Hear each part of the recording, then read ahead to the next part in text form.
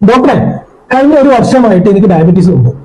പലപ്പോഴും ഞാൻ blood test ചെയ്യുമ്പോൾ എന്റെ ബ്ലഡ് ഷുഗർ ഏകദേശം ഒരു 200-300 ഒക്കെ വരാറുണ്ട്.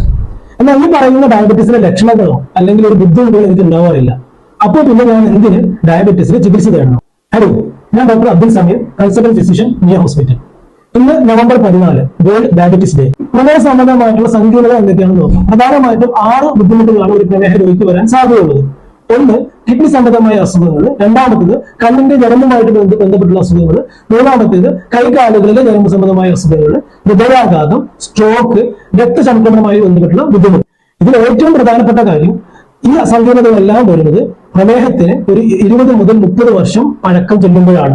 ഒരു പ്രമേഹ രോഗിക്ക് ഇത്തരം സങ്കീർണതകൾ വരാതെ നോക്കുക എന്നതാണ് പ്രമേഹ ചികിത്സാ രംഗത്തെ ഏറ്റവും വലിയ കാര്യം. അപ്പോൾ പ്രമേഹം എന്ന രോഗം പഴക്കം കൂടുന്തോറും വീര്യം കൂടുന്ന ഒരു രോഗമാണ്. അതുകൊണ്ട് തന്നെ പ്രമേഹത്തിന്റെ ആദ്യഘട്ടത്തിലെ കർശനമായ ചികിത്സ അല്ലെങ്കിൽ ഇന്റൻസീവ് ട്രീറ്റ്മെന്റ് വളരെ പ്രധാനപ്പെട്ടതാണ്. നന്ദി, നമസ്കാരം.